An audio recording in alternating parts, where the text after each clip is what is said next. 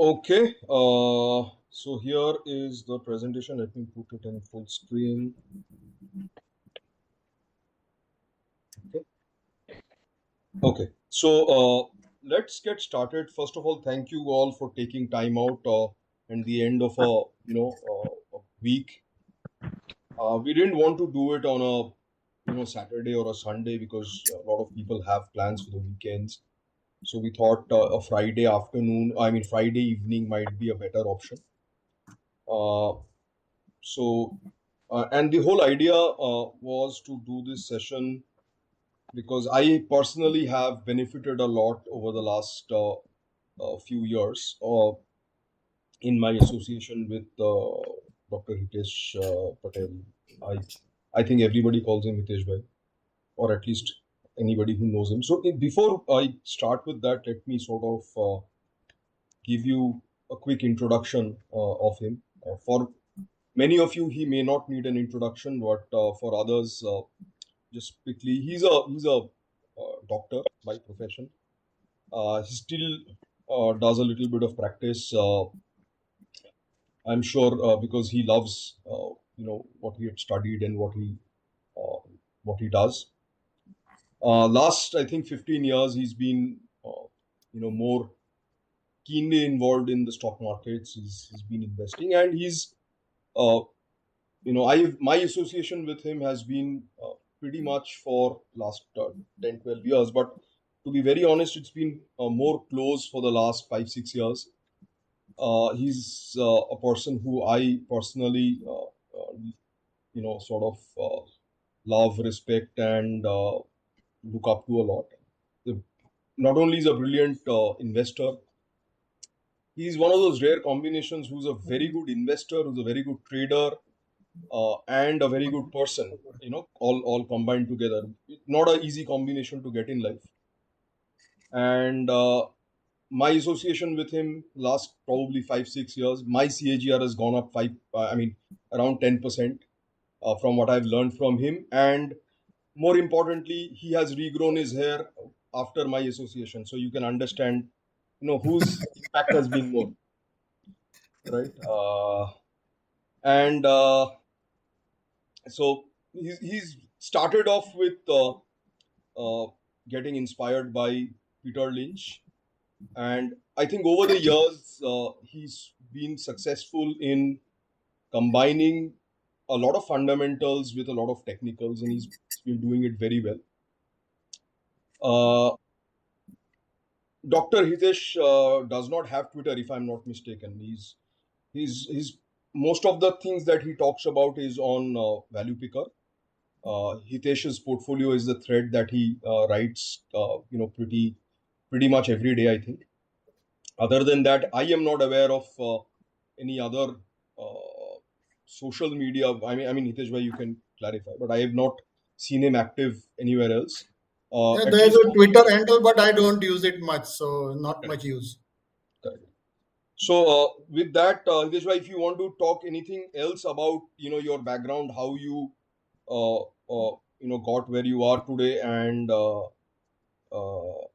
and then we can start off with the presentation. Okay. Yeah, so thank you, Abhishek, for the generous introduction. So at Value Picker, the benefit we have got is that we benefit from each other, try to learn the good things from each other.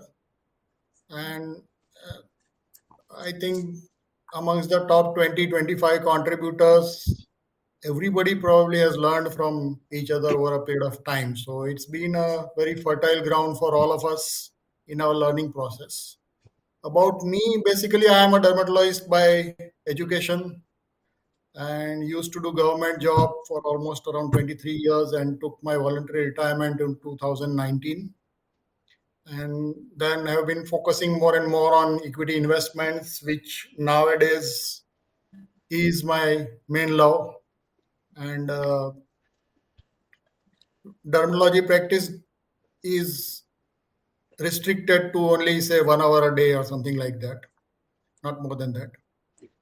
And basically, I'm an example of a lay investor getting interested in the stock markets and then being lucky and putting in the efforts, reading the necessary books, and then getting on the road to financial freedom, which we all of us want to go to. So that's about my journey. The picture on the screen is of Peter Lynch. So basically, he is my Dronacharya and I am his Eklavya kind of relation that we have. And that is the book that got me on my way into equity investments. I would urge everybody interested in equity markets to at least read these books maybe 4, 5, 6 times. And most of the situations that Peter Lynch talks about, you will end up finding in the markets. And while mentioning about all his experiences of various stocks in which featured in the US market, you can easily make out that he talks a lot about investor psychology also. And that is probably one of the ways that this detecting the thought and apathy and everything kind of thing rubbed onto me, mainly by reading his book multiple number of times and then observing markets over a period of time. So that is about me and my mentor. So Abhishek, you can go to the next slide.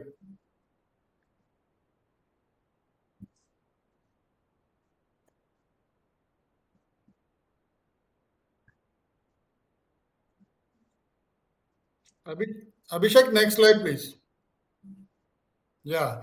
So how do we get those multi-bagger ideas? So there has to be a source of getting all these multi-bagger ideas. So it can come from anywhere. It can come from, say, research reports, your fellow investors, advisories, WhatsApp groups. You can run screens. These days, running short of ideas is not a problem. The problem is about filtering them and then latching on to the good ones.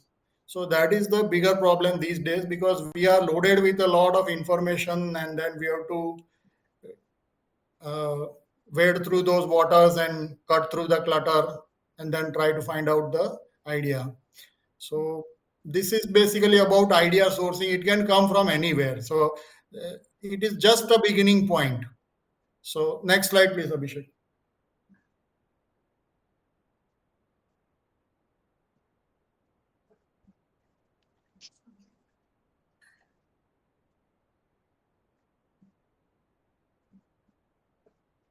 Yeah, so in this presentation, I'll be mainly talking about the mental models, which I have come across in a lot of stocks in my journey in riding some multi-baggers over the period of years.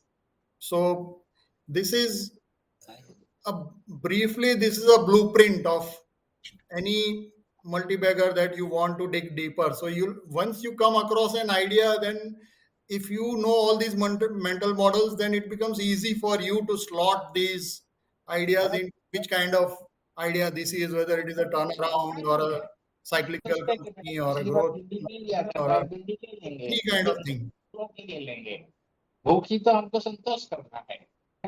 We are seeing some kind of noise in the background. So this is just the starting point, and we need to dig into that idea, do a lot of research, and the best sources to dig the company details is through annual report, conference calls, annual general meetings, scuttlebutt, etc. Abhishek, you need to put everybody else on the mute. Yes. Yeah, just hold on. Let me mute. I think there's one or two people who unmuted themselves by mistake. Okay, yeah, I think you can go ahead now. Yeah. So these ideas can come to you from any source, but then it becomes our responsibility to uh, take these ideas forward and then dig into the company details, etc. What I have described are various mental models that I have till now found useful, and we'll go through them one by one with certain examples wherever possible, and I'll talk about the details as and when we come across that slide. So next slide, please, Abhishek. So when I'm moving on to the next slide, I think there is a lag of a few Yeah, seconds. there is a lag.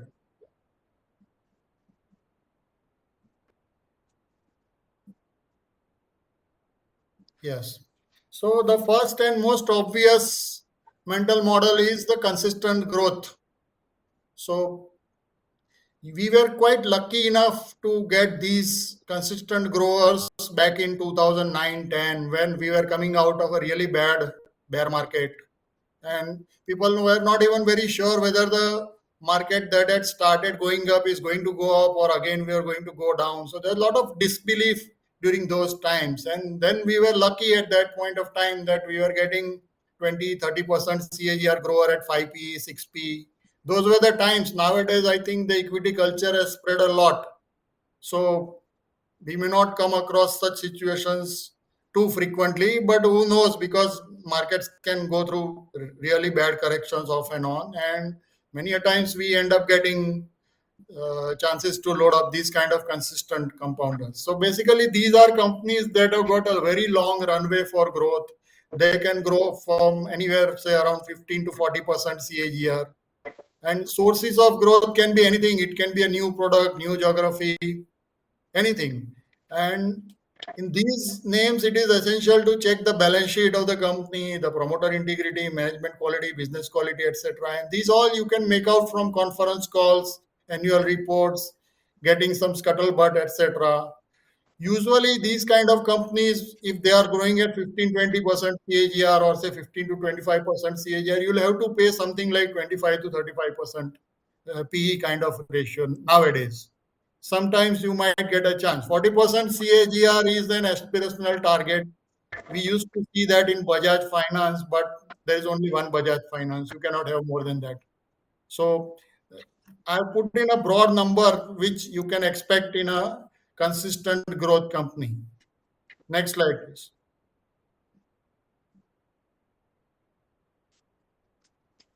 Consistent growth is something we all know a lot about. So there's not much to talk about. These are consistent compounders that a lot of guys talk about. Next model is new promoters. So this is a situation we come across often every 2 to 3 years. So what happens is many a times because of company having somebody is putting on this. Abhishek, you'll have to mute everybody else, I think.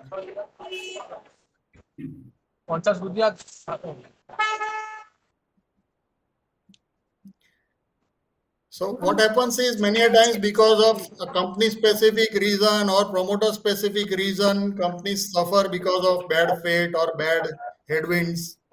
And then the because of distress kind of situations, you will have a time when private equity starts getting into the company or a particular company gets taken over by another company. So these are often a very fertile ground for uncovering Hitesh bhai, just 1 second. You please unmute yourself. 1 second. that.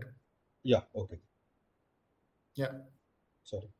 So this is a situation where a new promoter comes into a company in whatever form. The new promoter can be in the form of a private equity guy, another set of promoters, whatever. But this happens because the company has run into trouble because of whatever reason. And many a times this happens after there has been a drastic correction in the stock price. So this is something that you can uh, that you can utilize as a mental model. So, because here what happens is after all this shit is settled, the focus shifts to the business and growth. The new promoters are there to take the company on a proper course, and they'll focus more on business. They'll bring in new professional fund managers to run the business. There'll be a whole new thing going around the company. So some of the examples we have seen over the years is JB Chemical. So that was a company which was run by three very old-aged people, probably the founder members of the company, and they were getting on in age. They were all three brothers were 80, 85 years of age. Next generation, I don't know, maybe they were getting into the business or they were not interested, whatever. The company had fantastic products, very good geographical distribution also in their business, but it was not going anywhere. And then a private equity guy comes in, and the stock price has gone up 3 4 times after that. Another example is SL Propex. So earlier it used to belong to the Z group. It used to make the Lemmy tubes that we use in Colgate. And it again is a global leader in the product that it makes. So there also, I think the stock price had gone down to 70, 80 kind of rupees. And then new promoters got into it. And some of my friends got into this company and made double their money within 2, 3 months of the takeover that happened. Biggest example, one of the ones that I missed big time was CG Power. So CG Power was a division of Crompton Greaves. Now Crompton Greaves was run by the Thapar Group, which was not much interested in running the business. And there were two divisions. One of them was the CG Consumer, and the other was the transformer kind of business, which was merged off as CG Power. And I remember the stock price, I think, was around 25 rupees. And then Murugappa Group came into it and they bought the stake at around 20, 25 rupees. And currently, I think the stock price is close to 500 rupees. Now, at 25 rupees, we had nothing to lose. And Murugappa Group coming in, just that fact, actually, I think for some market veterans like us was enough to be able to load up. But somehow we missed this one. And that's how I remember this example. So another example is Magma FinCorp, which was a lending company which was not going anywhere. And once Poonawalla, the vaccine guy, he was loaded with money and he wanted to acquire a business and he latched on to this Magma FinCorp. So after that, it was named as Poonawalla Finance. And I think the stock price since then has gone up from 50, 70 bucks to around 700 rupees currently. The recent example is stake of Burmans into Eveready. You'll continue to have these kind of examples off and on. This is a mental model that will keep on repeating every year to year. Not all of them will become successful, but at least if you have these things at the back of your mind, then you'll be able to dig deeper into this model. Next slide, Abhishek. Yes, so the next model we'll be talking about is new management. So here the promoters may be the same, but the guys who are running the company will be different. So many times what happens is one generation of a promoter family takes retirement, brings in either his son or son-in-law or somebody close to them, or maybe altogether a professional management to run the company. So that what that does is it brings a professional focus into the company. There's a fresh energy into the company, and a new management comes in with a new set of ideas on how to run the business. So prime example of that is Eicher Motors. So Siddharth Lal came into the company, and Bullet was there even before Siddharth Lal joined the company. But Bullet was not a great product at that point of time. But once this guy got in, he improved the product profile of Bullet, and now it is almost an aspirational product amongst the youngsters.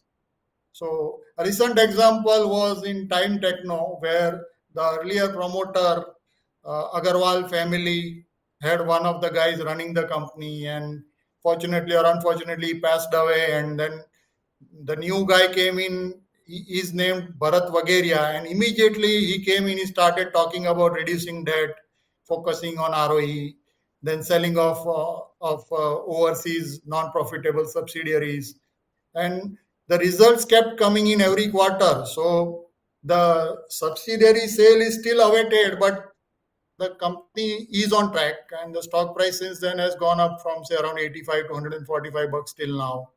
Maybe there's more. We will have to see how things go ahead. But the big trigger in this company will be the overseas subsidiaries sale. So they have three geographies wherein they have subsidiaries, and in the chairman's speech they have mentioned that they are close to a deal in two of the overseas geographies. So that is an example about Time Technoplast. Alembic and Ajanta are examples where next generation of the promoter family took the company to new heights. Netco, we all know about the example. Rajiv Nanapaneni focused a lot on oncology, and then the stock price has gone up from say 60, 80 bucks to currently around 800, 850. It does have its hiccups off and on, because that is the kind of mental model that Rajiv wants to focus on. So, but every now and then he comes up with a blockbuster product that tends to give fillip to the stock price. Next slide, please, Abhishek.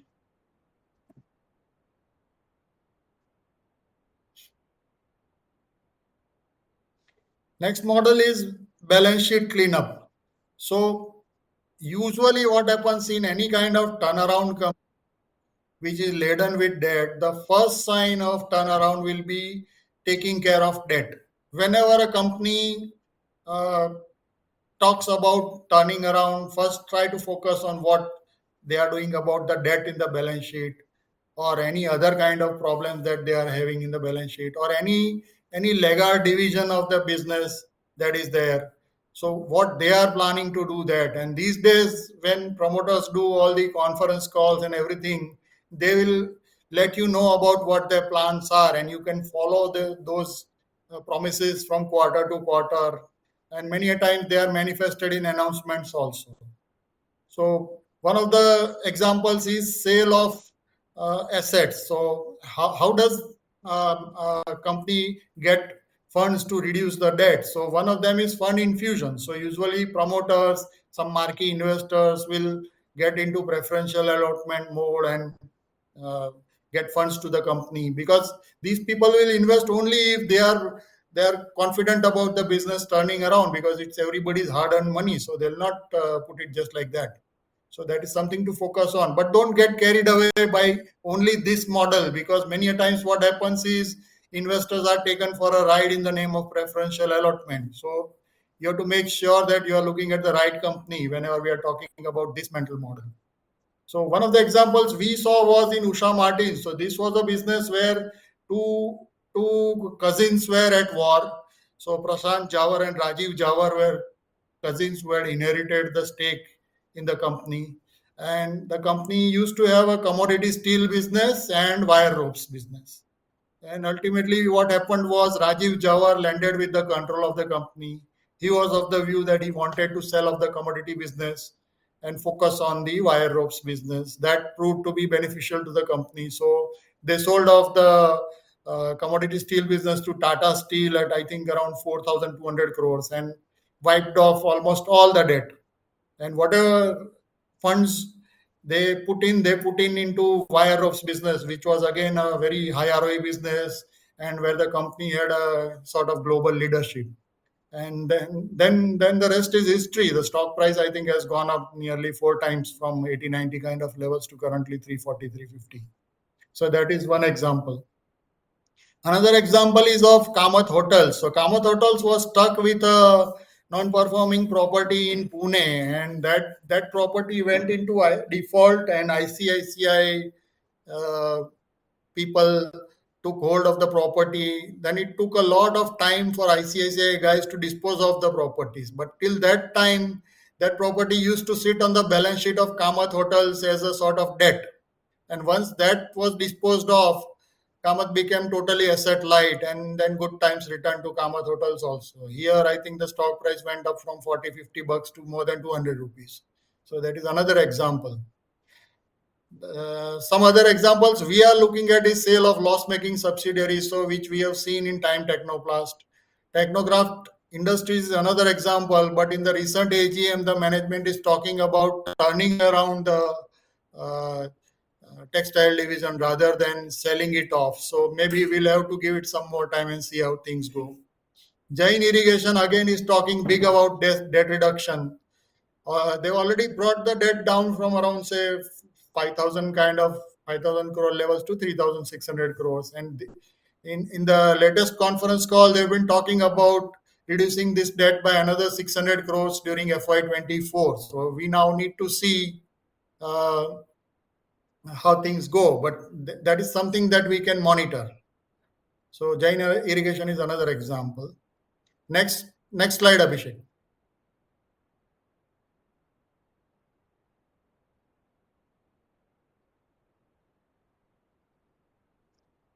So another mental model that we'll talk about is value migration. This actually is a concept that has been popularized by a book written by Andrew Slivotsky. I think it's available free also on, if you Google it.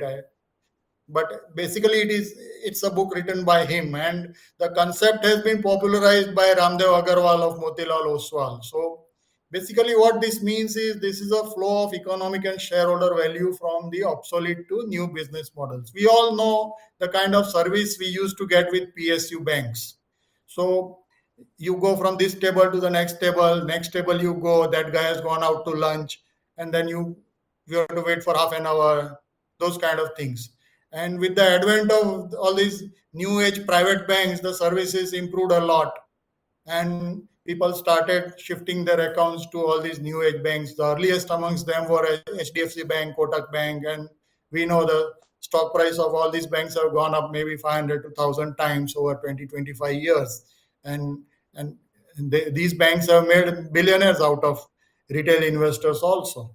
So nowadays there are a lot of private banks, so this age has been reduced a little bit, but the same kind of model you can see uh, going ahead also in other sectors also. So this is something to keep at the back of the mind. The other model is from unorganized to organized. There is a typing mistake here. So once Titan came into the jewelry business, a lot of people shifted to buying jewelry from Titan because they were getting some kind of guarantee about the gold quality, about the product quality. Even the repairing also was guaranteed by Titan people, that if somehow some kind of jewelry was damaged, you can go to any Titan showroom anywhere in India and you are assured of service there. Maybe they can take 1 or 2 days, but your product will be repaired as soon as they can. The other is lifestyle changes. So earlier, I don't know how many of you remember, but earlier the underwear used to be the Nadawala underwear kind of thing.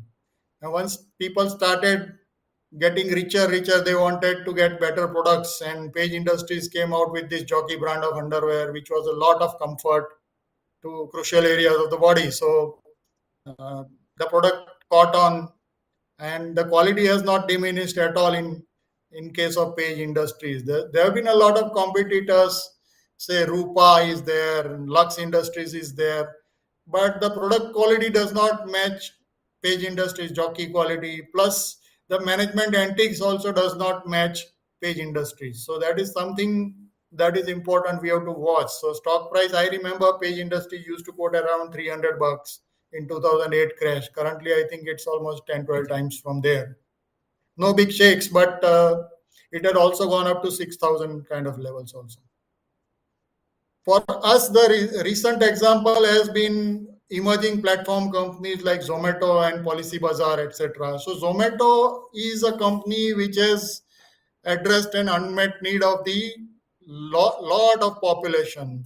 Most of us are fond of eating, and we want to eat a specific product from a specific restaurant, but we are not ready to go to that restaurant, wait there in the line or whatever, and go ahead with the traffic and all those things. So Zomato, we know, I don't need to introduce what Zomato does. Everybody uses it. And I've been seeing the growth even in my own home. Say my son used to order it say once a week, and now it's almost 3, 4 times a week. I myself use it quite frequently, and it's a very user friendly platform.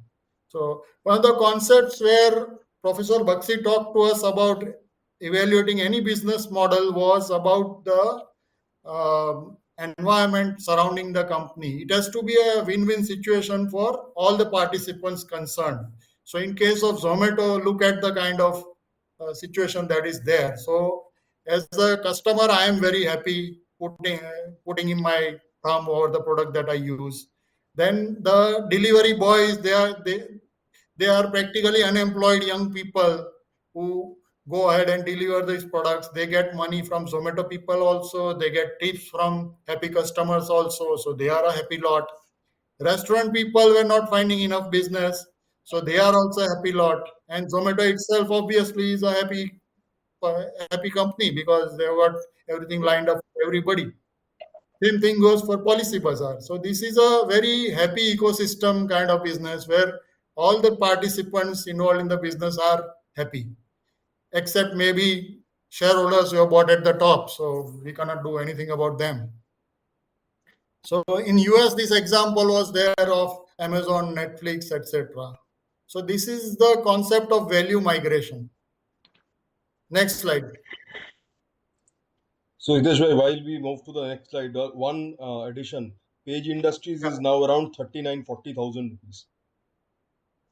Yeah.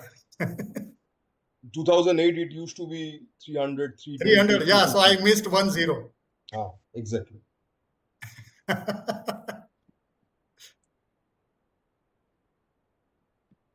Next slide, Abhishek. Ah.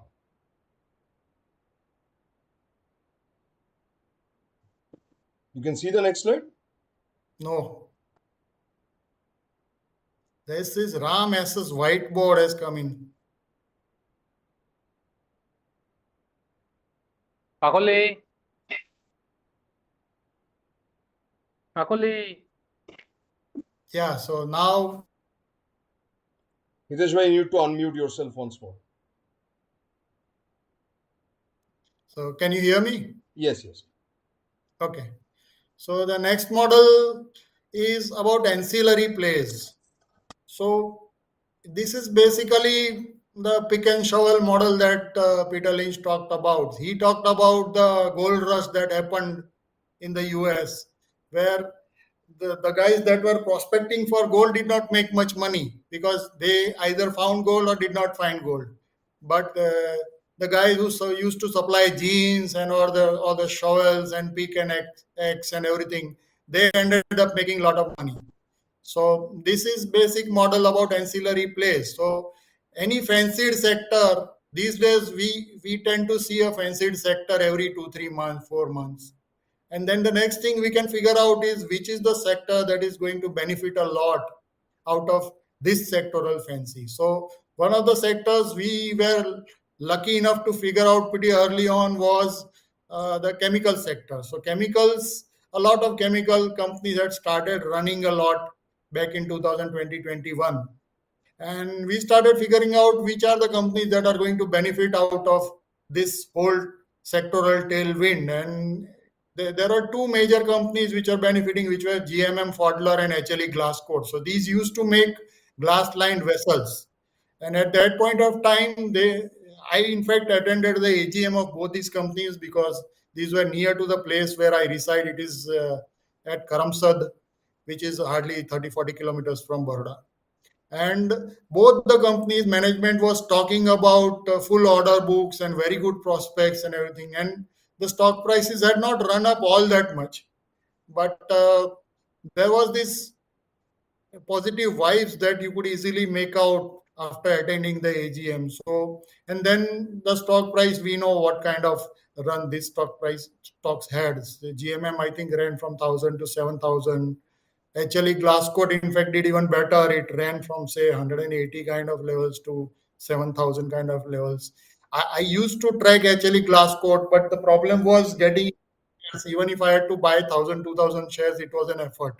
So I became lazy and stopped buying it and then missed the whole thing. But if you are persistent enough, you can buy these stocks over a period of time. It doesn't matter even if you buy 10, 20 bucks higher also. If you catch the theme properly, then uh, you end up making money, a lot of money, in fact. Next is about Exide and Amar Raja. So these are the two companies which are ancillary plays for auto industry that is currently fancied. You can see a lot of auto stocks at 52-week highs, all-time highs, and two major names that supply batteries to all these auto companies are Amar Raja and Exide. Now we have seen this auto boom since almost 1.5 years now, coming out of COVID. So there is something called a battery replacement cycle also. So every 3 4 years, your battery needs to be replaced. So again, it will come down again to it is either Exide or Amar Raja.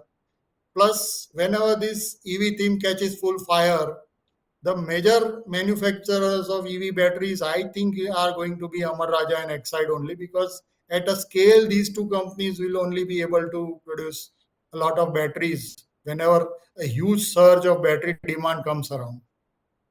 Fluorochem is a theme on again on electric vehicles, where they are going to start a plant on LiPF6, which is going to be battery chemicals, and their product is used in renewable energy also. So that can be a thing that can be considered. Greaves cotton again.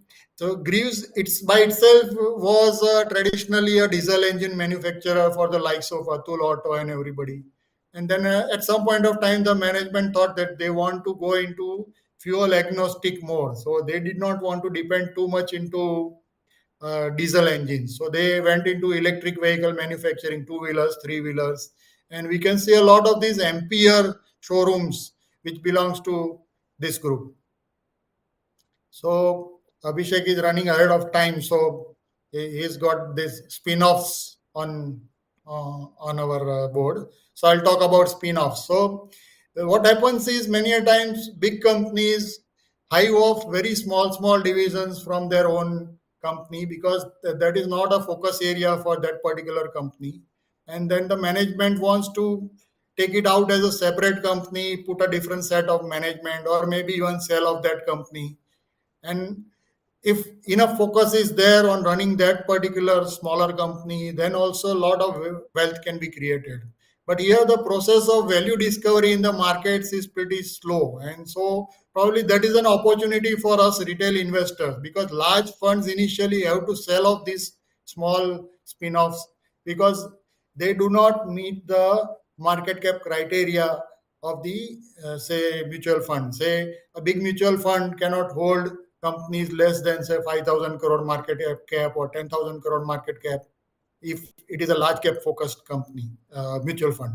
So it is the compulsion of the fund manager, even if he knows that it's a good company, he has to sell it off just to meet the guidelines of fund management.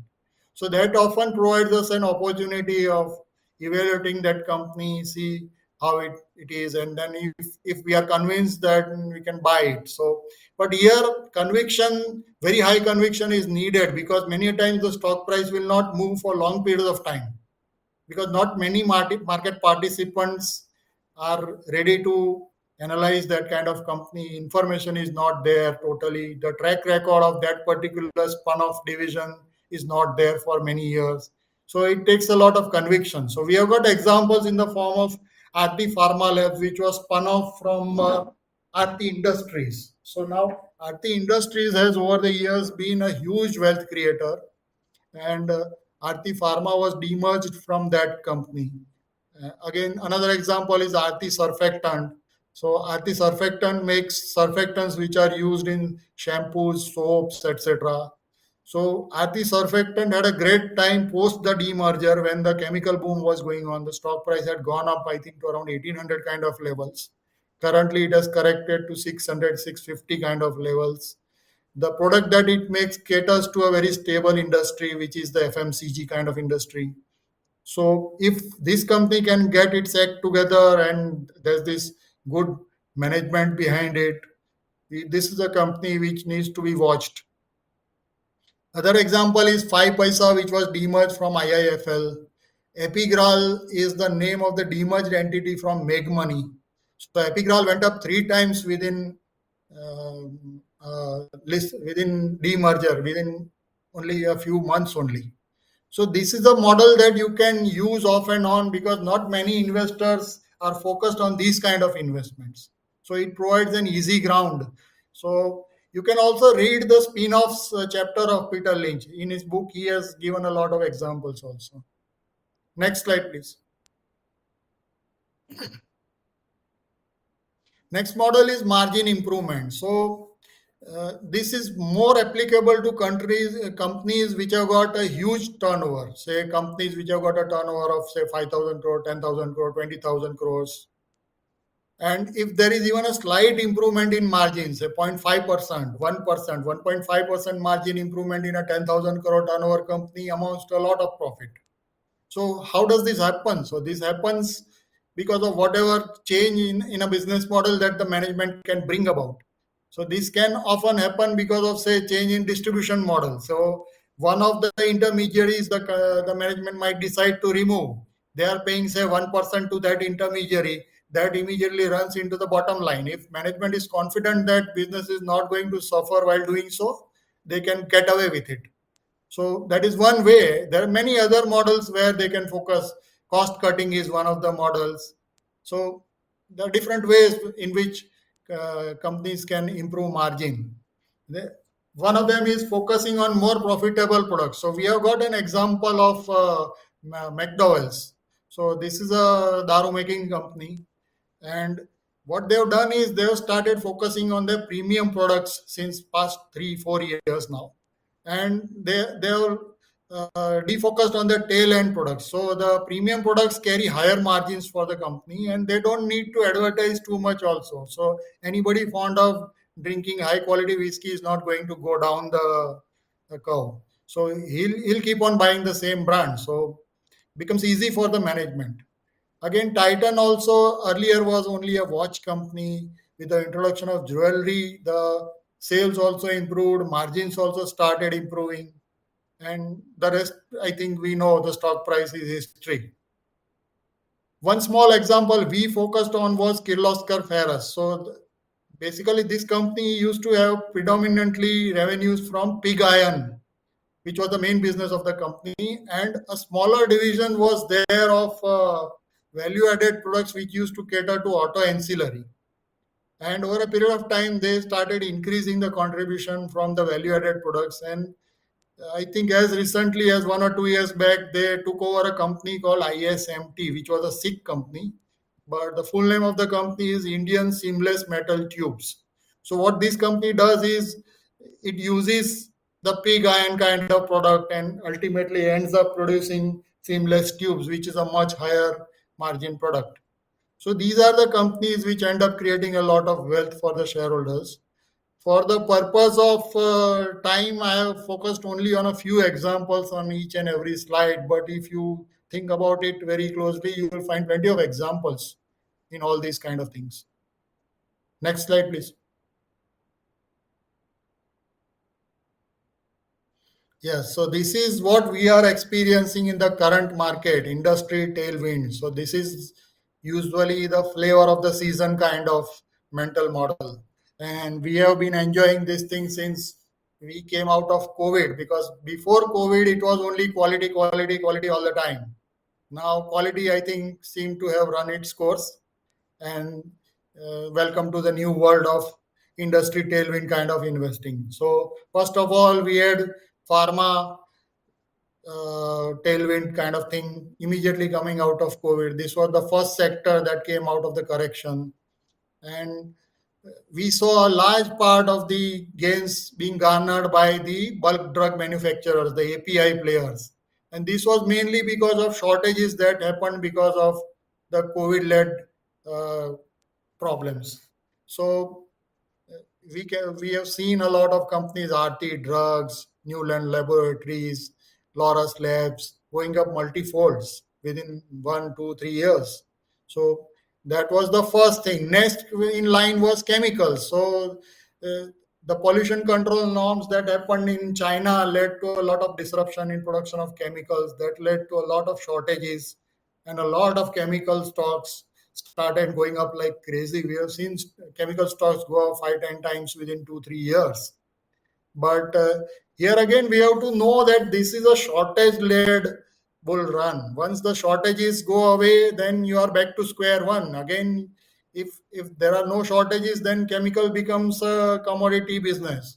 So then you will have long wait if you think that you have bought into quality kind of company. Chemicals are not quality companies. Only a few of these chemical companies which have got niche or which have got scale will qualify for long-term investment. Rest of them fall into the flavor of the season kind of investment. So there is an exit time for all these companies.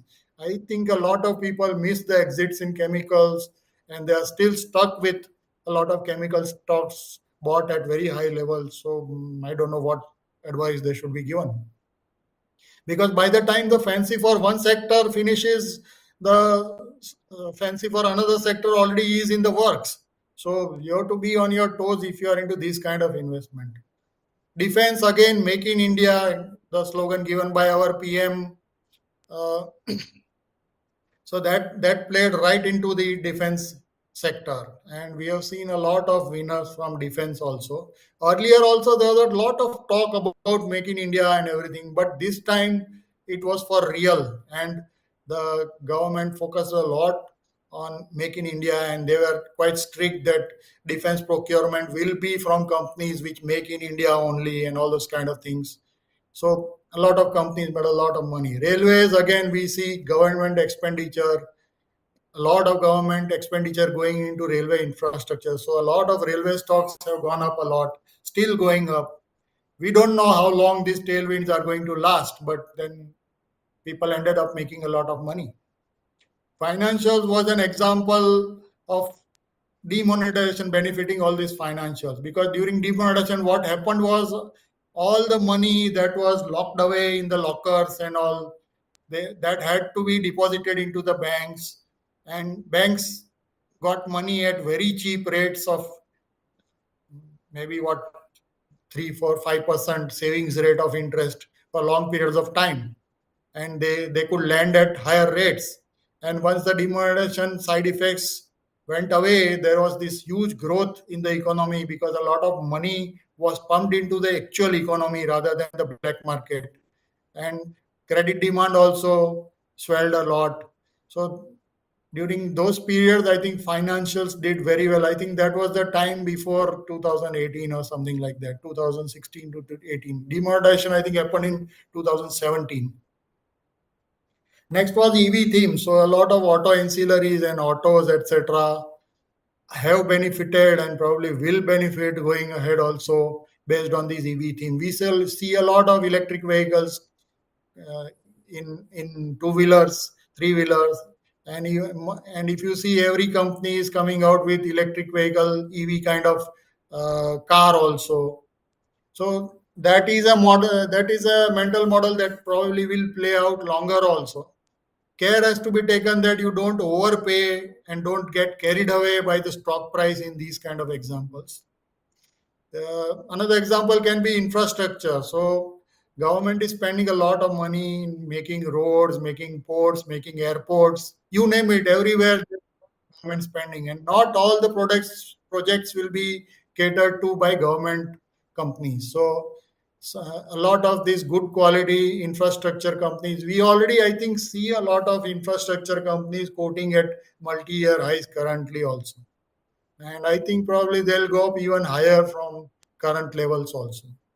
So that is one theme I think that is actually alive in the market as of now. I think a lot of stocks have run up, so they might take a pause also. But after that, whichever company is good in execution, good in maintaining their balance sheet, they'll be the winners. Sugar was a prime example of the ethanol theme playing out. So sugar by itself is a very, very commoditized product. But once the government declared its intent of increasing the ethanol mixing into the petrol that we get, so these companies had got a definite revenue stream and use the cyclicality of the business. So sugar has outperformed since almost 2 years now, and again there's a lot of talk of ethanol theme going ahead also.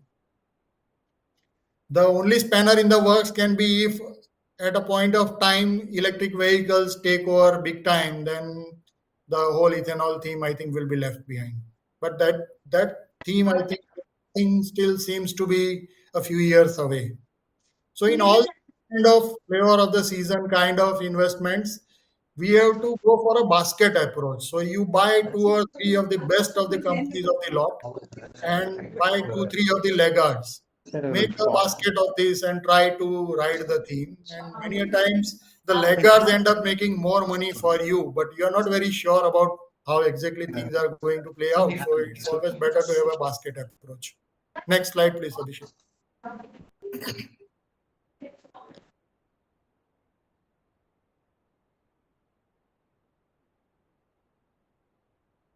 And before you start, Hitesh, you need to unmute yourself. And because if there's some background noise, I'm having to mute all. And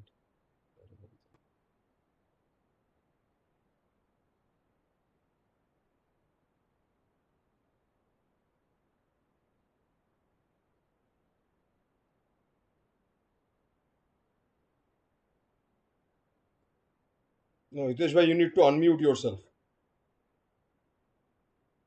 So Abhishek, is the previous slide of turnaround or it comes after this one?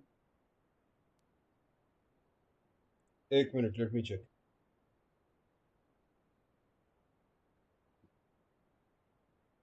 Still go back. हाँ हाँ, Yes, turnaround yes. चला. Yeah, this one. So turnarounds can be a big wealth creator if you know how to find a successful turnaround company, and lot of money can be made in this. Again, I'll guide you to Peter Lynch's book. So he has given a whole roadmap of how to uncover a successful turnaround company. But for the sake of our presentation, I think the mostly successful turnaround example is of a survivor company of a sector in pain, say a steel sector going through severe pain due to say downturn in economy or whatever may be the reason. So whichever the three or four good companies are going to remain in the sector are going to survive, probably they'll end up getting a bigger market share during the upturn in the industry, because three or four or five of the poor quality companies are going to go bankrupt. And this happens in almost all the sectors. And once the turnaround happens, there is a street leg of say 1, 2, 3 quarters. Many times, what happens is a turnaround company will start reporting good numbers. Markets will ignore these good numbers for maybe 1 or 2 quarters, and then take notice of these companies. So this is the time where we should study the company, do some work, and if we are convinced about the successful turnaround, then we should go ahead and buy those companies. So this street lag is important in working around with turnarounds. So coming to the examples, we have got example of Renuka Sugar. So earlier management was the Murkumbi family, which went into a lot of expansion, unrelated expansion. Abhishek, you need to unmute this Gunasekaran guy. 1 second. Okay, I think you can go ahead. Yeah. So Renuka Sugar was in troubled waters. They had a Brazilian subsidiary and all kinds of problems. Then suddenly, this Wilmar Group from Singapore, which is a big player in all these commodity products, came ahead and bought Renuka Sugar, restructured a lot of debt and everything. And I think I remember the stock price was around 8 to 10 rupees. Currently, I think it's around 50, 55 bucks. Of course, the sugar rally has also helped the company, but I think it is one of the biggest producers of ethanol. And going ahead, also, who knows if they get the act right, then they can benefit a lot out of even the ethanol theme.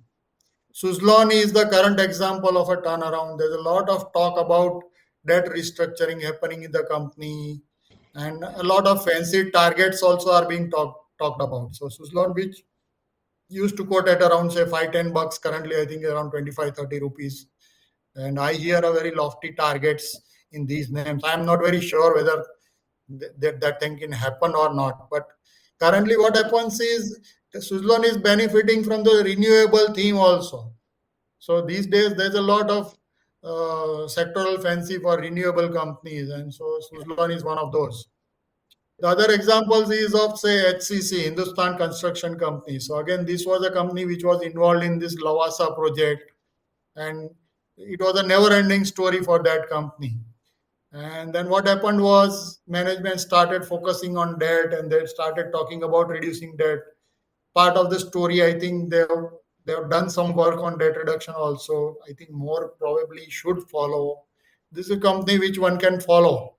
They do conference calls, etc. So we can go through the conference call, check the numbers in the annual reports or in the presentation, and see how things go. Another example was ITD Cementation. So that was a company which again ran into trouble because of a few contracts, low margin contracts that it had gotten into, and then once those contracts were run out of their business, the company started doing quite well. Currently, I think it is at a multi-year high. Tips, Saregama are other examples where once the platforms like say Spotify, etc., came into play, the products of these companies, which the vast libraries these companies used to possess, tips, saregama, etc., they were able to monetize those assets. And that for these companies it straight away runs into the bottom line, because they don't have to do anything to produce those assets. They are already there lying with these companies. It's just that the situation has changed for them suddenly, and all this library kind of stuff is getting you money. Wabag is an example of a company which is used, which is into water desalination plant. Uh, So that also was a turnaround story. We rode it for some period of time, and still it's a work in progress for us. Next slide, Abhishek. Yeah. So cyclical. So this is again, there are some people who are very good at riding cyclicals. So there are certain cyclicals which have got very short cycles. So these actually steel, paper, chemicals, tires, textiles, polyfilm, etc. They've got shorter cycles. Cement may be slightly longer than all those paper and chemicals. Hotels, autos, they have got slightly longer cycle than even the preceding segment. But in all these cyclicals, a clear exit policy is needed, because many many of my friends have inherited Tata Steel shares from their parents and grandparents and all, and they cannot part with Tata Steel. They think that this is a great company because their grandfather had invested in this company, or their father had invested in this company. So பாருங்க எனக்கு there தெரியாது. is a timeline for exiting these kind of companies. Healthcare, real estate, infrastructure, they've got much longer cycles. And the consistent compounder category will come from FMCG, top private banks, top other financials, consumer durables, etc. These are much less cyclicals. See, end of the day, every business is cyclical. It's how you ride it and how long the cycle lasts. That is something that you have to figure out. And if you can figure out that, okay, the growth phase for this particular company is getting over or getting close to ever, then I think we have to exit those kind of companies. These days, I think there's nothing that is there for buy and hold forever. Maybe very few companies probably will qualify for those kind of uh, place in your portfolio. Maybe something like a Nestle or a Hindustan Lever, but there also you'll have to endure long periods of time of very poor return or no return or even negative return at times. But there you have to have a 10-year view, 5-year view kind of viewpoint. Then only you'll end up making money. Next slide, please, Abhishek. Yes. So next is change in perception. So basically, here what happens is nothing has changed for the company. The company remains the same. Its performance also remains the same. It is only the market perception towards that company that has changed. Many a times, this is often followed by good results. But at the time when we latch onto these companies, we are just clueless that why are the stock prices of this company going up, and there's just nothing that we could make out. But then uh, if you are a trend follower, you can ride the trend also. So classic example was REC and PFC. So for many years I think REC and PFC were only dividend plays. They used to have amazing dividend yields, 10%, 12% dividend yields whenever you bought them. And once they got ex dividend, the stock price corrected back to the level where they started from. Again, the same cycle kept repeating. This went on for years, I think. And once these broke out of their ranges, this quickly doubled and tripled in their value. So the whole perception towards the government-owned companies has changed a lot, and a lot of people are still in disbelief. They still believe that government companies cannot make money for you, or these are not worthy of investments. Now, I'm not very sure with this whether this is a flavor of the season or this is a structural change. Because you see PSU banks, many of them have gone up 3, 4 times, 5 times within a short period of time. So those are the things which we can monitor. Recent example is that of Mukan Limited, one of the companies I track. I don't own it; it's in my watch list. but the stock price has cleared multi-year high recently above 162. I think it's all-time high. And the only thing they did was they merged a group company called Mukund Engineers Limited with Mukund Limited. The rest of the thing, the picture is still not very clear. There is talk about sale of land parcels, etc., but still the picture is not very clear. But the stock price does indicate that it's at multi-year highs and consolidating above multi-year highs. We'll come to the example later on, so I'll talk about that later. So one of the important things is multi-year breakouts are often associated with disbelief. So that I'll talk about when I talk about the examples later on. Next slide, please, Abhishek.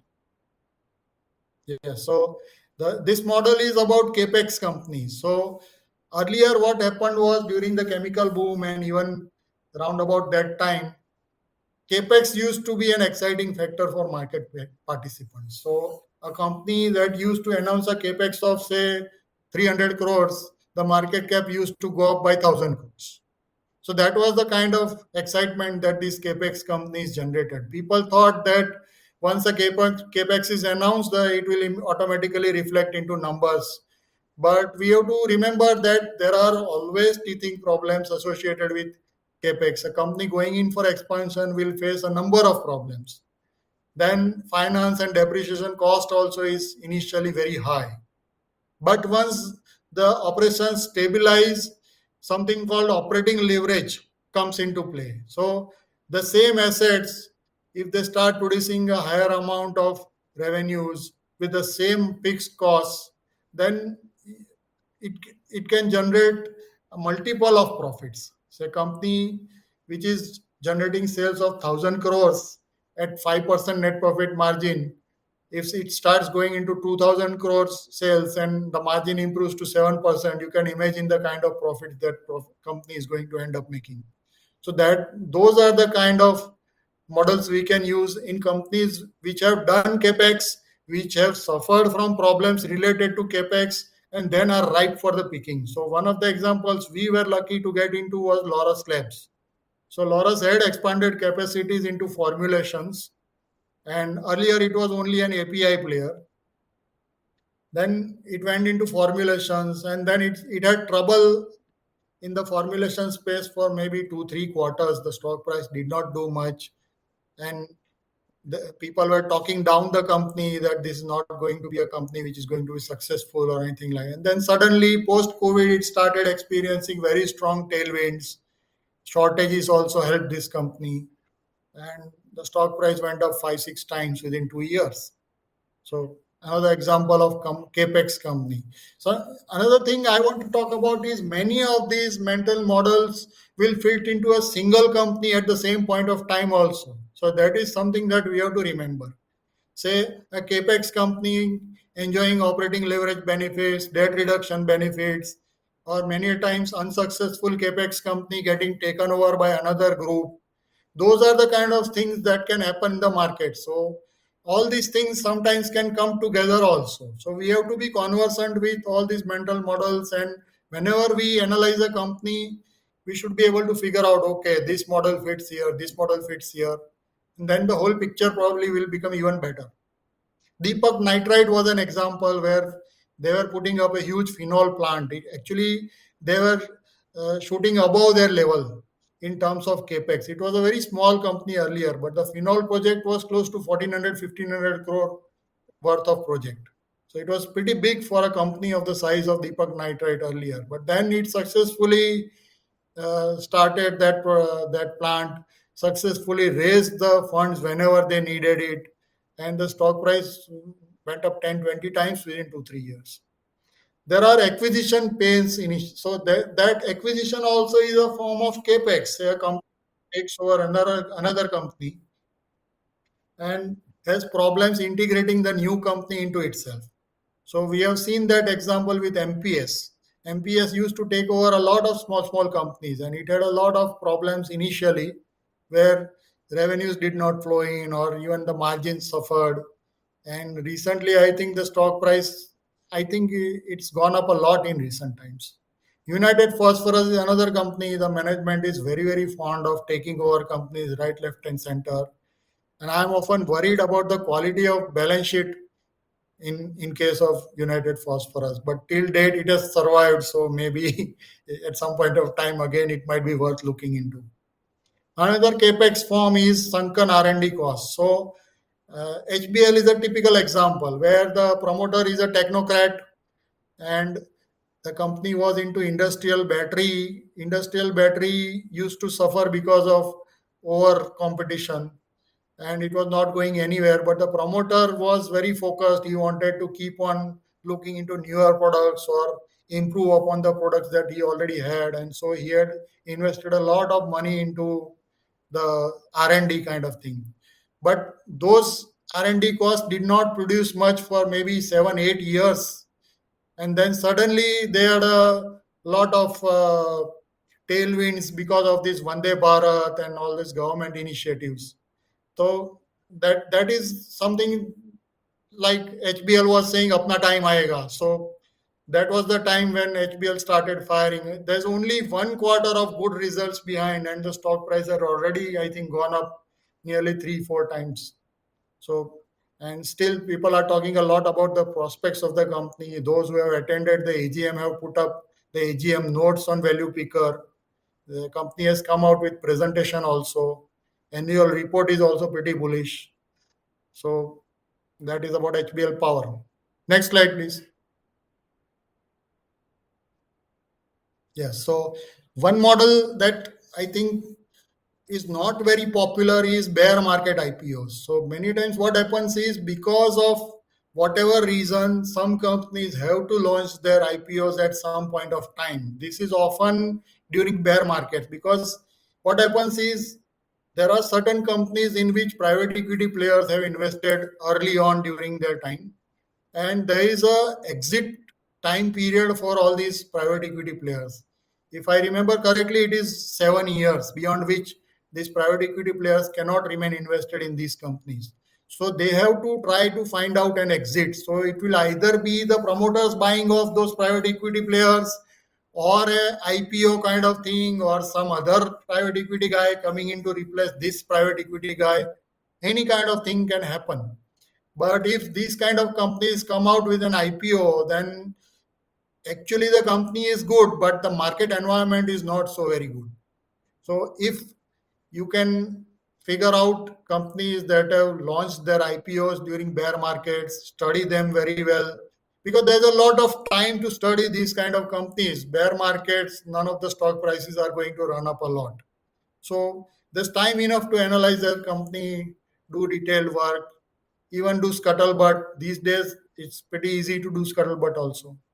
So, and then if you find out a good company, then probably you'll latch on to a couple of good winners. I remember FL company because in one of our annual value picker meets, we had an expert from Nalanda. So he talked about this company where Nalanda Fund had invested. Sorry, it was Malabar Fund. So Malabar had invested in FL pre-IPO, and he was talking a lot about the qualities of the business and all these things.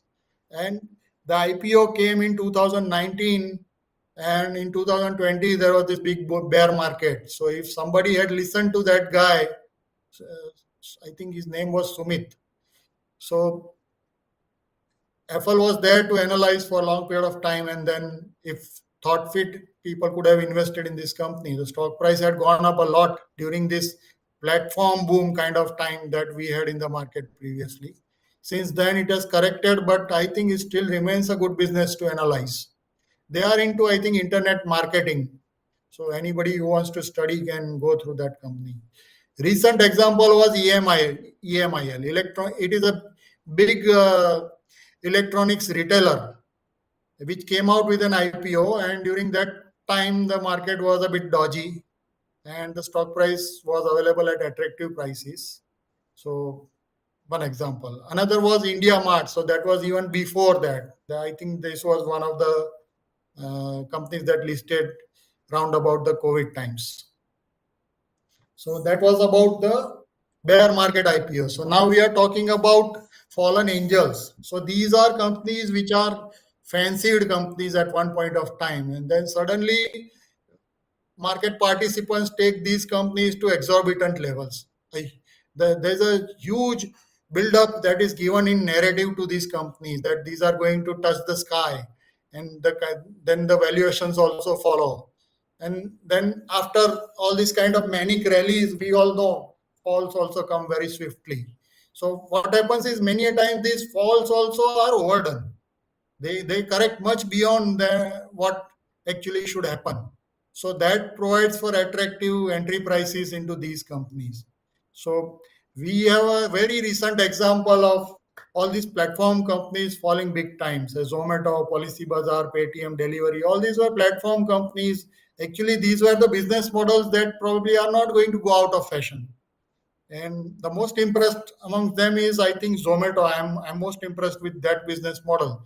I've yet to see how they focus on their profitability and how they take the company from here onwards. But if you talk about the dominance in the particular field, then Zomato and Swiggy, there are only two players in this food delivery business. And with the kind of pain that other business houses have seen with Zomato, I don't think too many new players will probably come into this field. So it will be a duopoly market for these people to exploit.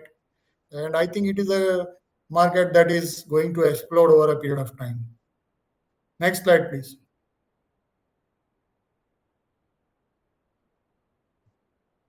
So now coming to a totally different mental model. All the earlier models were basically fundamental kind of models. We focus on technical aspects. So these days, everybody wants to uh, focus on technicals. So a lot of YouTube videos are there, people teaching technicals. A lot of new investors also are learning technicals also. So multi-baggers from technicals, I think pretty easy because this is a largely a visual thing that you can see. So here the main model is about multi-year breakouts, 2 year, 3 year, 52-week high, 5 year, 10 year, 20 year, you name it. And then there is often a retest. And then once the retest is finished and stock starts going up, you should join the journey. So the best patterns to follow is rounding bottoms in the early stage of this multi-year breakouts, or say inverted head and shoulder or double bottom. All those are kinds of bottoming formations on long-term charts. Wyckoff patterns, if somebody wants to learn, it's a very interesting concept.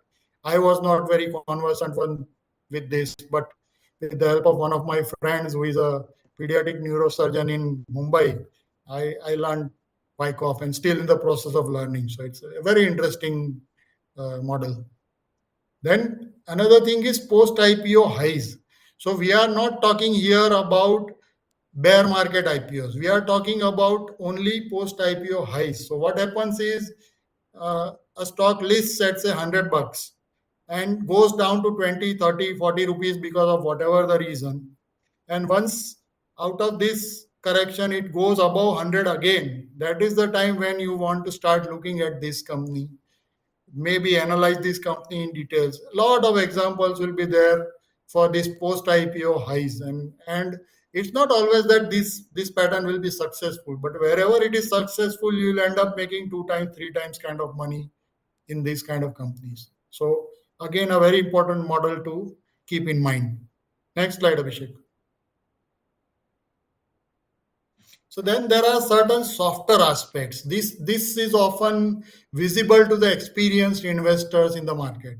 So any company that starts increased transparency that you see in a company. Earlier, a company not ready to talk to anybody, not giving presentation, not giving much details in the annual report. Suddenly, they start giving out a lot of details in their presentations, annual reports. The management comes out on say TV or meets a lot of investors, or they become very forthcoming in the AGMs also. Then this is often an initial phase of a bull market in that particular stock. So in common parlance, many a times मजाक मजाक में people talk कि इसको market cap का कीड़ा चढ़ा है. So nothing wrong in that also. If the market cap increases, then you are also going to benefit as a shareholder. So maybe it's a model worth considering. Another model is consistent promoter buying, preferential issues during capex phase, consistent buybacks. Nucleus software was one example where there were consistent buybacks over a period of maybe 5 7 years. And during those periods of time, the company, there was not much growth visible in the company, but the promoters kept on buying back, and currently I think we are seeing the results.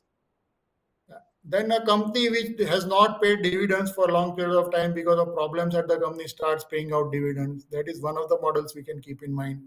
Consistent buyback, recent example has been of Kaveri Seeds. Kaveri Seeds, you see every year they come out with buyback. There is hardly any growth to talk about in case of Kaveri Seeds, but the management does buy back the stock, and say at some point of time the company starts back on the growth track, then these are the kind of companies which will go up a lot. Next slide, please.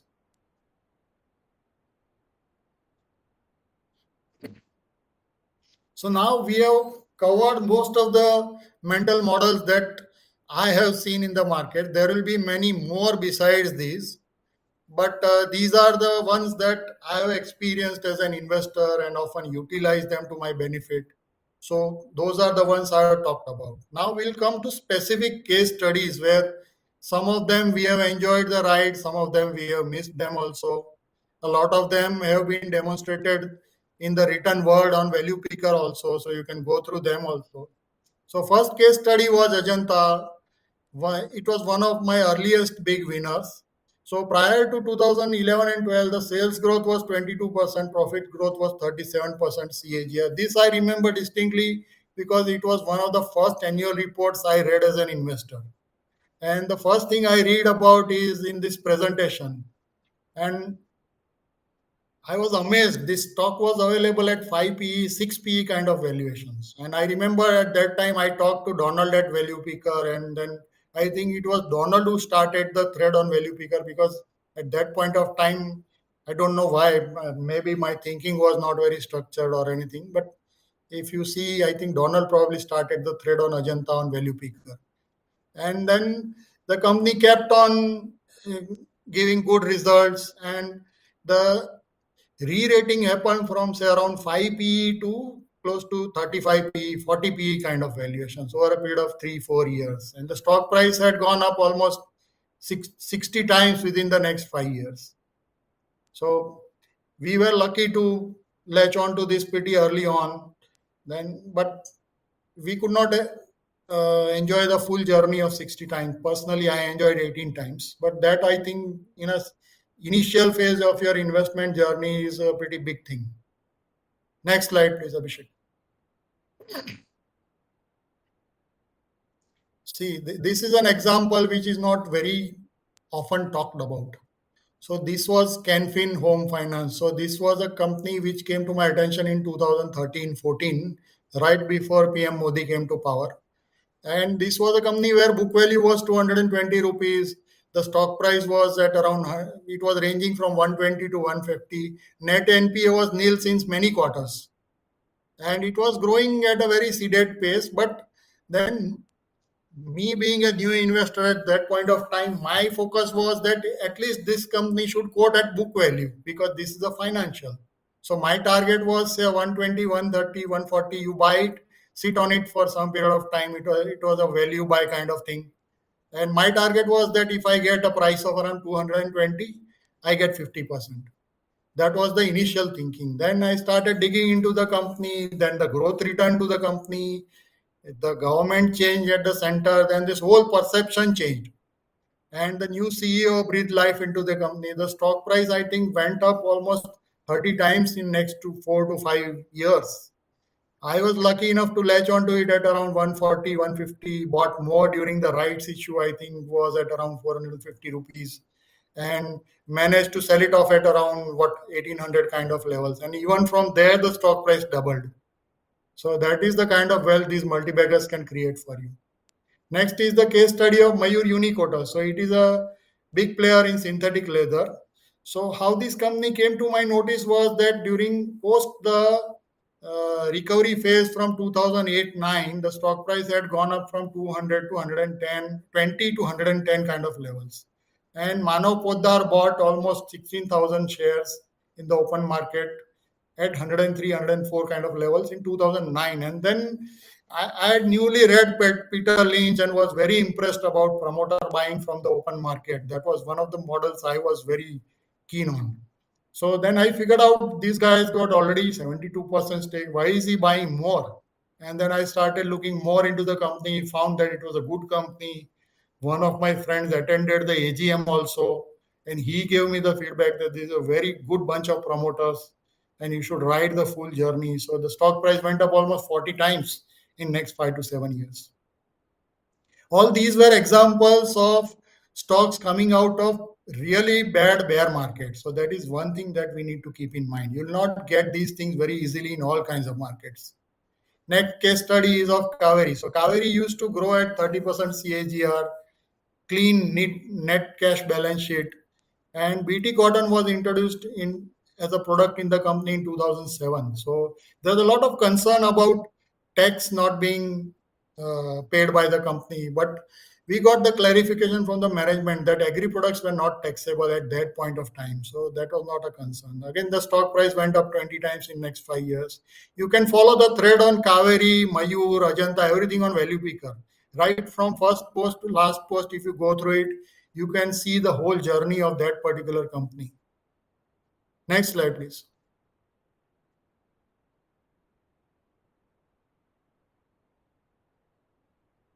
Yes, so this is my favorite example, Lotus Labs. So I talked about the capex problems that this company faced, and it started showing results from 2020 onwards. And after the first quarter of good results, the management did con call and gave very good management commentary. But people were not ready to believe the promoter because he had got maybe 4 5 quarters of really bad quarters behind him, and then suddenly he comes and talks big. Nobody is willing to listen to him. But at that point of time, we had figured out that there was this shortage in bulk drugs, and we were quite lucky enough to latch onto this company. I think it made nearly five and a half times within 2 years for some of us. So, but again, here also there is this importance of exit once the growth slows down. We cannot forget that this is predominantly an API bulk drug company, and API basically is a commodity kind of business. It is only because there was shortage in the market that this company enjoyed a lot of tailwind. Since then, they have made investment into other segments also, but as of now, numbers are not coming through. So it's still we'll still have to wait and see. Next slide.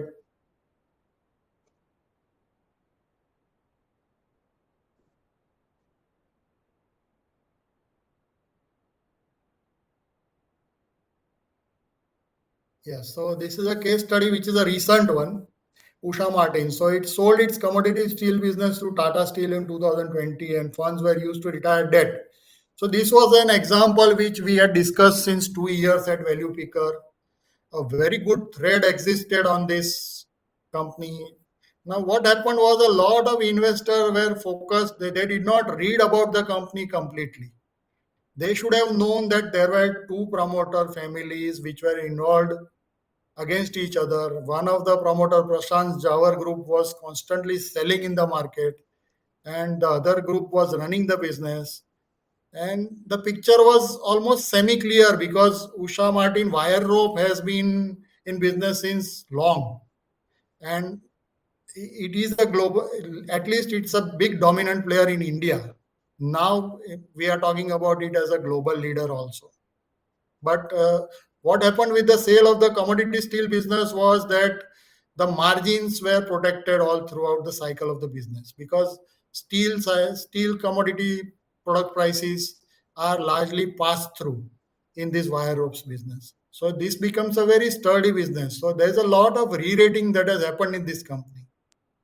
Then again, the softer aspects started playing out. Presentations came in, con calls started. This is a company where a lot of mental models fell into place. Even the technical aspects also. I'll come to the chart later on. Next slide, please.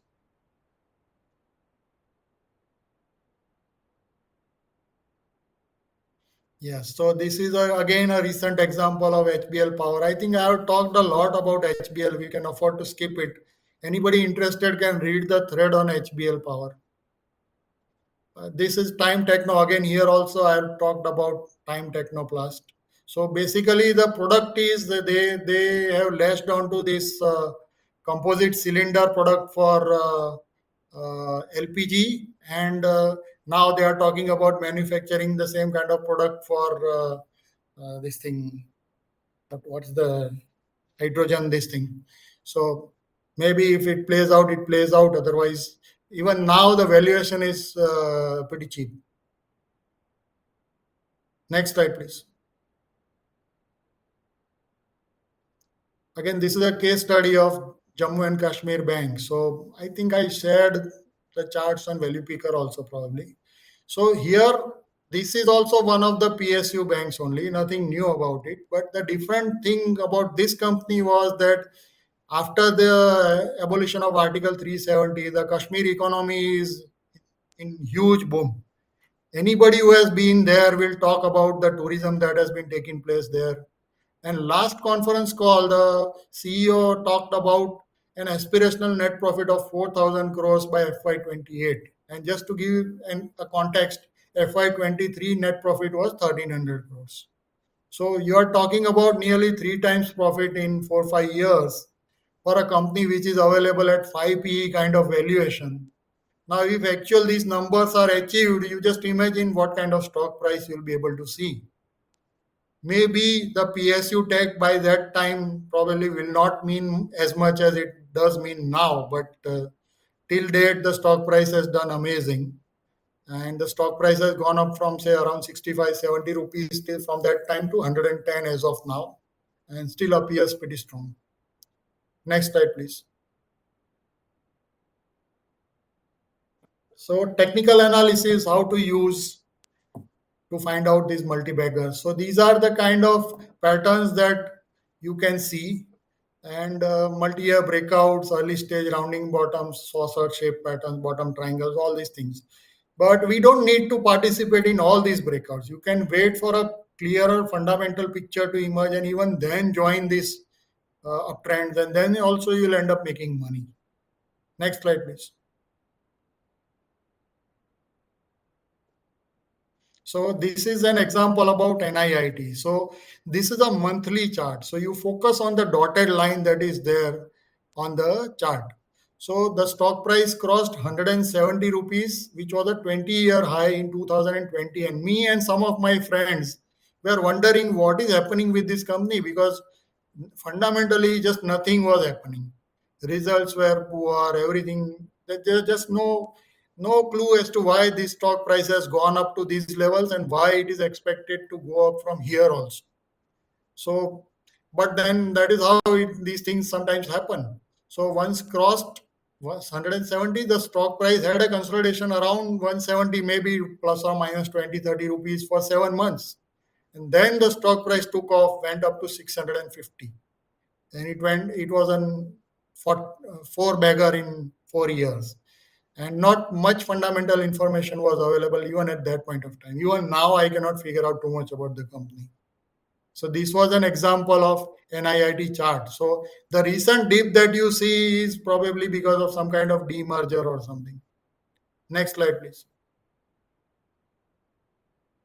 So another example was Copran. So Copran again was a company that was discussed in details on Value Picker by when actual stock price was around 98 100 kind of levels. That was a multi-year resistance, 20-year high, 98 to 102 kind of levels. It crossed in 2020, went up to 146, again came down for a retest, and then in 2021 it went up three times, maybe four times in 2 years, and the profits followed afterwards. So that is something that we can see here. You can see the stock price then corrected also, and now again seems to have started its up move. A lot of technical guys again have come up with very lofty targets, but we are not getting into this as of now. But we'll have to work on this company again. Next slide, please. Yes. So again, Usha Martin. So I was mentioning about this multiple mental model. playing out in the same company. So 47 was a 10-year high, 102 was a 14-year high, 154 was an all-time high. You could have bought this stock at any point of time and still ended up making money from that point. And once you figure this out, that okay, it has crossed this 10-year high or 14-year high, the only thing you need to do is say read the annual reports, maybe 2 3 years of annual reports, go through the presentation if the company does that. Or value picker itself is a wonderful resource. Somebody or the other has already started a thread on any company that you think about, and you can get all the details that are there. Next slide, please. So this is an example. I've marked all these important resistances, and these, mind you, these are monthly charts. So that has to be kept in mind. Next slide, please. So the recent example is Mukan Limited. So we straight away go to the chart because fundamentally I don't think there's anything I can make out as of now. But this is almost a 25-year high kind of level you can see. Now, mind you, this is not a recommendation. This is just a mental model that you should focus on. And this is a starting point. Then you should analyze the company, maybe attend the AGM, meet somebody associated with the company, try to get an idea what is happening at this company so that the stock price has broken out of all these high levels. Next slide, please. So this briefly is about the mental models that can be useful in finding multibaggers. And just a disclaimer, any stock that has been discussed in this talk is for the purpose of example only. We do not recommend any of the stocks that have been discussed. Whatever stock you search or discuss or anything, please do your own due diligence. This whole presentation has been done with a view to uh, uh, provide a roadmap to uncover multibaggers. I hope every one of you benefited from this, and maybe some point of time I'll start a thread on value picker related to this topic also. So thank you all for this patient listening. Okay. Abhishek. Yeah. So thanks, Hitesh bhai, for this, sort of marathon session, 1.5 hours you spoke. Thanks a lot. Let's take maybe next 10 15 minutes for some questions. There are a few questions. Let me just scroll up and see if there are some questions. And let's see, we can ask. Thank you, messages. Okay. So first, let me just, how does one evaluate new management? In hindsight, it is easy to say, but does one wait and observe? And if so, for how long? So the see, if you are into this multi-baggers kind of thing, the picture initially is often quite hazy. You'll not be able to figure out the full picture in the initial phase of a stock's journey. So at that point of time, many a times you can keep your allocation low, buy a small amount of the stock, and then if once the picture starts improving, you can scale up your positions. So that's how somebody can go about it.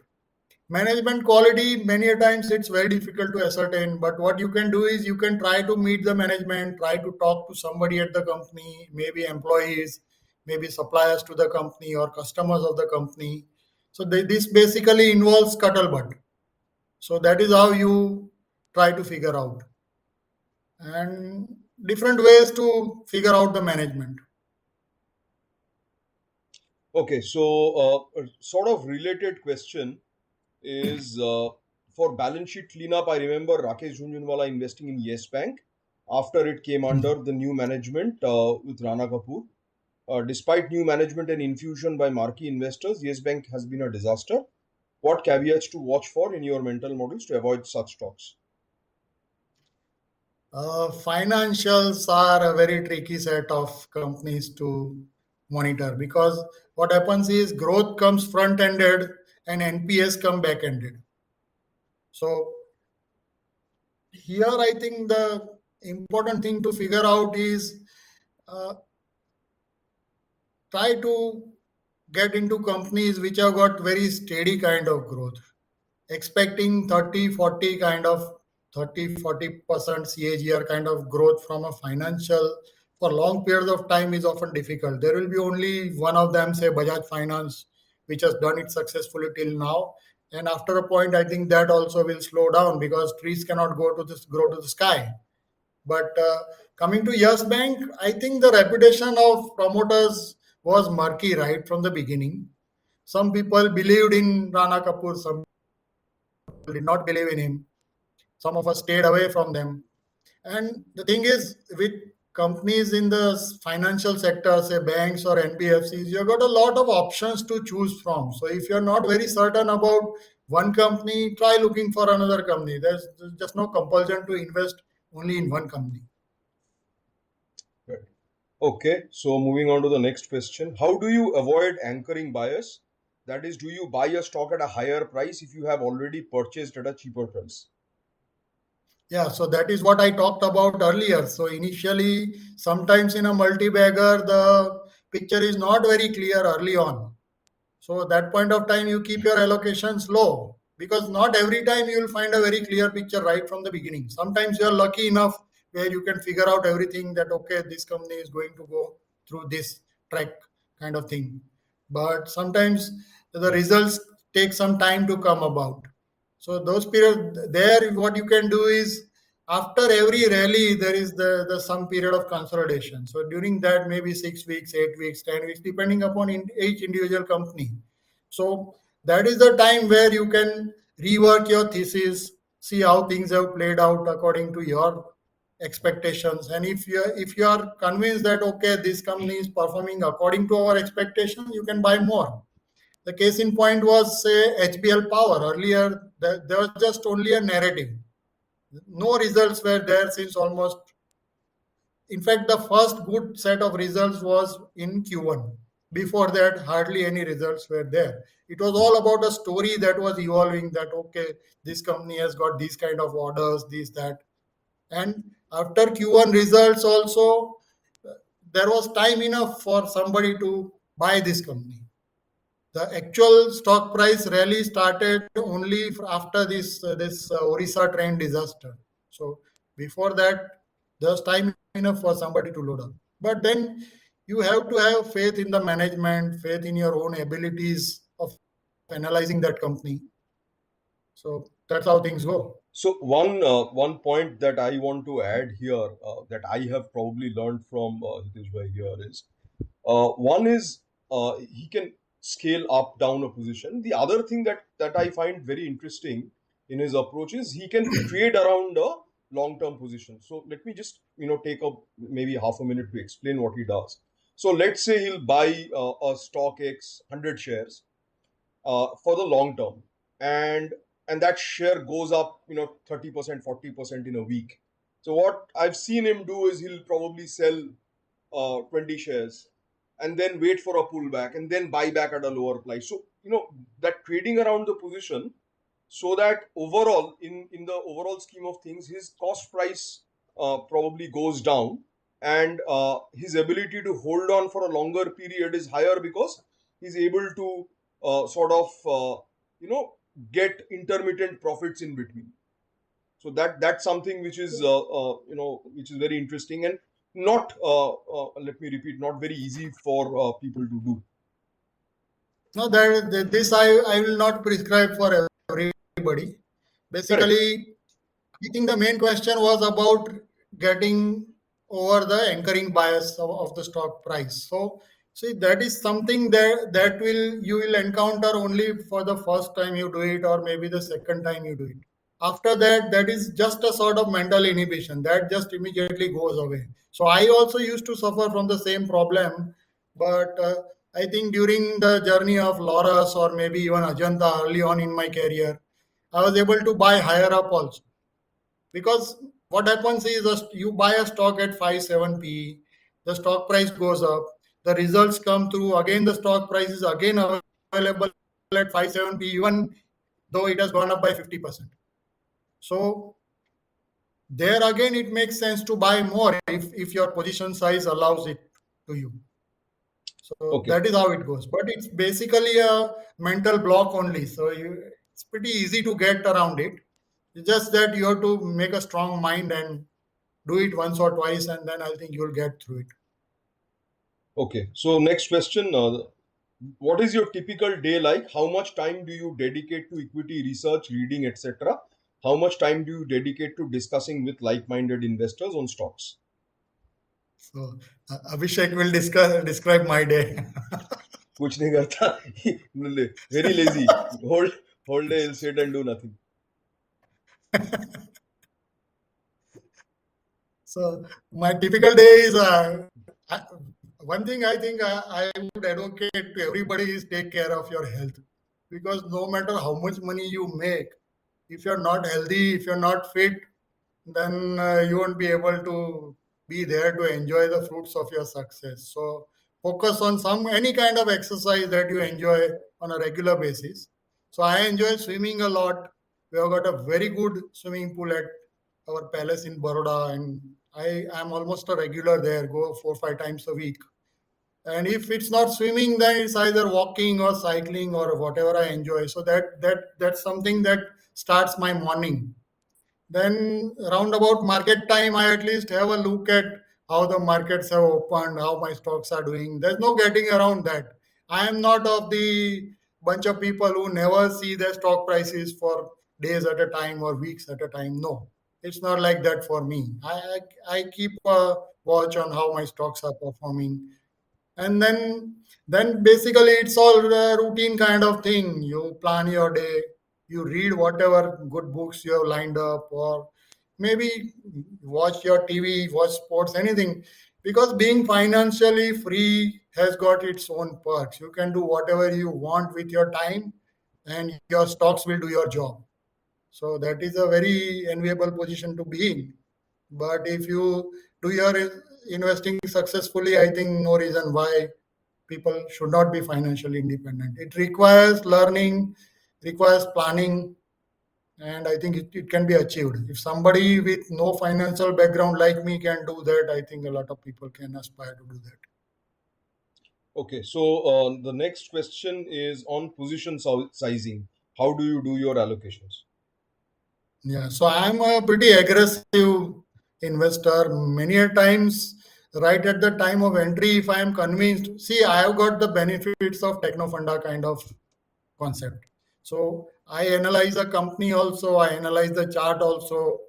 And if a lot of things fall in place, a lot of mental models that I have discussed fall into place in a single company, then I won't just hold back. I'll just allocate 10%, 15% of my portfolio right at the beginning, and then see how it goes. But here again, there's no place for ego in investing. If I see that the company stock price or the company is not performing according to expectations, then there's just no harm in getting out of it or reducing your positions. Because in concentrated investing, you cannot afford to be wrong for too long a period of time. Otherwise, you'll be wiped out. So you have to be humble in this market, and market keeps on teaching you new lessons every now and then. So you have to be able to figure out what the markets are trying to teach you. Okay. The next is among so many mental models, how do you rank companies across these mental models? Uh, Or let me add it's to this like, question from my side. Do you yeah, look at multiple models together, or where there are more than one model? Does that attract you more, or how is that? yeah. So if you see the techno funda term itself, actually there are two models already have been fitted into it: technicals and fundamentals. And then fundamentals, there are a lot of different models that you can consider. So whenever I find three or four or five kind of models that are fitting into a particular company, I'll just give you an example of say Usha Martin. It crossed its 10-year high of 47. When first the stock price came to my notice, it was actually at 65, 70 rupees. One of my investor friends told me about the company. Now it had already run up, but the picture was much more clearer when the stock price was at around 47. So I took my initial position there. Then I read about the whole stake sale of the commodity steel business and all the details. It was all available in the company, details in the company provided. So I just made calculations that okay, this company has got 4,700 crores of debt. They are going to get 4,200 crores from the sale of this commodity steel business. And this company will end up having only 400, 500 crores of debt. Plus the cash flows will improve over a period of time. So the company at least will not fold up. It's not going to go bankrupt. That was the first assurance I was getting. And then the story kept on unfolding going ahead. So I kept on buying from 70 to 100 rupees. I was a constant buyer because a lot Okay. of models kept fitting into it. Okay, so probably I think you've answered or at least partially answered a part of the next question. So I'll ask you two more questions in one go. That is, when once you identify a company, do you buy all in or do you invest once the result starts matching the narrative? That's one part. And second is, how about exits? How do you exit? Okay. So uh, again, being a techno funda investor helps here a lot because if fundamentally I am convinced about a company and if the technical picture is not very clear, I will not go all out. I'll buy a small token position and then wait for the story to play out or maybe stock price to go in my direction and then I'll increase my position. But wherever everything fits in together, I'll be pretty aggressive in buying initially only. And then if the stock price goes down, then that's the pain you bear. Okay. Uh, And here again, you have to differentiate between your fundamental peak and pure technical peak because the next question will be what happens if your stop loss gets triggered in this position. So if it is my fundamental position, I'll not be too worried about the stop losses and all. I'll give it some more time. okay. The next question is about using stop losses. So how do you determine? So So first of if all, it is do a you keep pure a stop loss, technical, and how do you determine the stop loss? see, basically in technical analysis, stop loss is of utmost importance. So there you define your risk reward upfront. Say 10% of stop loss and 20, 30% of gains. That kind of equation you have to keep in mind. So a lot of people advocate this 8-16 kind of model. So 8% stop loss, exit at 16% gain. So everybody has got their own formula for these kind of things. But that is only related to your technical positions. Wherever you are riding position only based on charts, then only this is the kind of model you practice. In kind of positional bets, techno funda bets, probably you might give some more leeway to all these companies. Maybe say 30-week moving average or 200 exponential moving average in a purely fundamental position is a good level to watch out for. And coming to selling, so selling again, fundamentally it is all about froth. When you start seeing 2 3 years of earnings being discounted at current price, then maybe it might say make sense to at least reduce the position, if not sell it totally. Technically, what we use is many times we use RSI only for this purpose. So RSI going above 85, 90 on a weekly or a monthly time frame, or any kind of RSI divergence that you can see on weekly or monthly time frame, then it makes sense to exit. One of the simplest models I have found to use is, say, these days we are seeing a lot of parabolic moves in many stocks. So there, a simple model you can use is whenever a stock price goes at twice the value of its 200-day exponential moving average. I have found looking at so many charts that most of the stocks find it very, very difficult to sustain the levels of two times its 200 exponential moving average. If it reaches there and stays for a few days, then maybe it goes either sideways or it corrects, whatever happens, but it cannot sustain at those levels for long periods of time. So if at all you want to sell or reduce your position, that is a good level. 2 times 200-day exponential moving average. Very simple, easy to implement strategy. Great. So this is a question that is very topical for today or nowadays. Something that I also probably would ask you.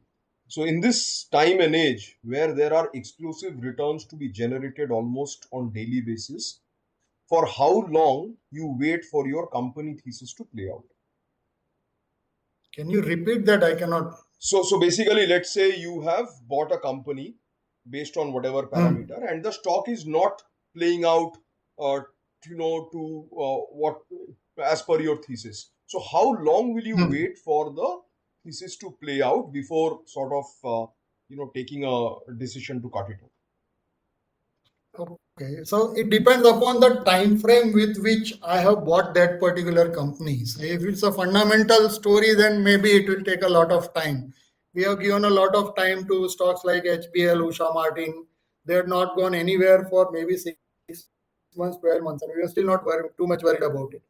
But if say I'm buying a stock on a say daily time frame for the next 2 months, 3 months, I'll see the daily charts probably and buy it, or maybe based on triggers which are there in the immediate near future. Then if it doesn't perform for next maybe 2 weeks, 3 weeks, 4 weeks, then I'll just, and because what happens is by that time we have already come across maybe three, four other opportunities. So we are all me, maybe even Abhishek also, we are always running short of funds to invest in because we are always there with three, four, five ideas, 10 ideas at a time. And then there is a shortage of funds to invest in those companies. So either you reduce the allocation or you exit the stock if it is not moving much in your favor. More so because if you have bought it purely based on technicals. So actually, you answered the last question. I mean, the next question, which was on what do you do if you don't have cash. So basically that was the answer. So the next question is, do you take on leverage to enhance returns? No, I have never taken leverage in my life because it starts affecting my sleep. So I value my sleep too much. Okay, and the next question is, do you ever buy stocks only because they are highly undervalued, or you always look for mental models first? Valuation, which comes first, valuation or mental models? Undervaluation also is a form of mental model. Great answer. So I'll just give you an example. So I have not invested in that company. It is actually in my watch list. So I'll talk about a stock called City Union Bank. So if you look at the price history of that particular company, I think the COVID lows were around what 100 kind of levels plus or minus 10 rupees. And it used to be a very fancied company. At one point of time, I think it was valued on the lines of HDFC Bank. It used to quote at 3, 4 times book value. Now, of late, they've suddenly fallen off the radar. The business has suffered, whatever the reason is there. But and it has got 100-year track record behind it. It's a bank that is 100 years and more old. So it's not as if the bank is going to go bankrupt all of a sudden. But the current price is around 125, 126. Last I looked a couple of days back, very close to the COVID lows. And in comparison to that, a lot of other private banks have run up 2 times, 3 times, 4 times from the COVID lows levels. Now, there are definite reasons why this company is not doing well. I went through the conference call, and the management is pretty honest. They said, we have not done well. This quarter has not been good. Next quarter probably will not be good, but we expect the second half to make up for all the lapses of the first 2 quarters. Now, if you believe this management, the stock price is available at what around 1.2 times book, 10 PE, and at one point of you can consider it as a fallen angel kind of company. One point of time, it was a very fancied company. So that is the kind of undervaluation that is there even in the current kind of market also. You can take your pick and choose. If you want to play momentum, you can play valuation. So all kinds of things are available in this market. You figure out what you are comfortable with, what you are good at, and practice that. Okay, so Hitesh bhai, with in the interest of time, and probably we are coming to the end of 2 hours, I'll take one last question, which Yeah. is how many stocks do you think an individual retail investor should hold so that they can keep track of their holdings on a regular basis? See, I have experimented. Uh, for me, concentrated investment is 5 to 10. And if I want to expand myself during bull markets where I feel that I'm missing this opportunity, that opportunity, so I allocate 3%, 4% to a particular stock, then I limit myself to 15 or 20 at the most. So in my experience, I think 15, 20 is the upper limit. 5 to 10 is probably for somebody who is very confident about their bunch of companies. So maybe something like 5 to 10 on the lower side, 15 to 20 on the higher side. At the most, you can stretch it up to 30. Okay, thank you. It is very close to my sweet spot. I think personally between 10 to 20 is a good number of stocks to hold. You're not too diversified. You're not too concentrated. So that's what I personally think. But anyway, I think with that we'll come to an end for today. Hitesh bhai, thank you so much for doing this. Yeah, thanks for And all the participants. yeah, thanks. And yeah, exactly. Thank you all for joining and staying on for 2 hours. Uh, thank you all. Yeah, okay. Bye, guys. Thank you.